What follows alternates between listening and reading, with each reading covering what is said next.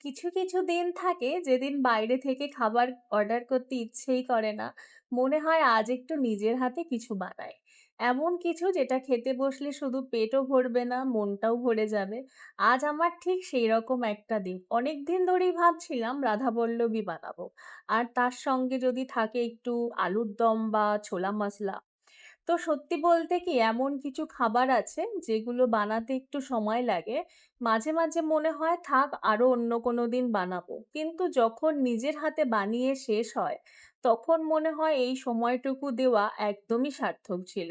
রান্নাঘরে কাটানো এই সময়টা আমার কাছে শুধু রান্না নয়, এটা একটু নিজের সঙ্গে সময় কাটানো, একটু ধীরে চলা আর দিনের সব ক্লান্তি থেকে একটু বিরতি নেওয়া। তারপর যখন একে একে সবকিছু তৈরি হয়ে যায় আর পুরো বাড়িটা সুন্দর একটা গন্ধে ভরে ওঠে, তখন বুঝতে পারি ঘরে বানানো খাবারের আনন্দটাই আলাদা। হয়তো বড় কোনো হোটেল বা রেস্তোরাঁর মতো একদম পারফেক্ট হয় না, কিন্তু এখানে একটা জিনিস থাকে যেটা বাইরে কোথাও পাওয়া যায় না। সেটা হলো যত্ন। আজকের এই রাধাবল্লভী আর ছোলার মসলাটাও কিন্তু ঠিক খুব বড় কোনো উপলক্ষ নয়, শুধু একটা সাধারণ দিনকে একটু বিশেষ করে তোলার ছোট্ট চেষ্টা। আমার মনে হয় সুখ মানে সবসময় বড় কিছু নয়।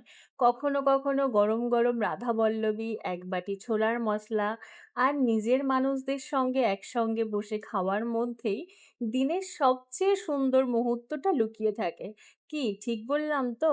আপনাদের বাড়িতেও কি এমন কোনো খাবার আছে যেটা বানালে সবাই খুশি হয়ে যায়?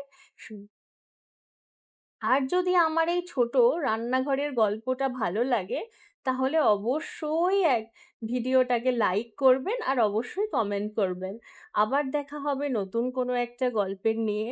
আজকের মতো এই পর্যন্ত। আর শেষে একটাই কথা বলে রাখি, এই যে সারাদিনের কষ্টটা সার্থক তখনই হয়, যখন রান্নাটা খেয়ে সবাই বলে, "বাহ! খুব সুন্দর রান্না করেছো।"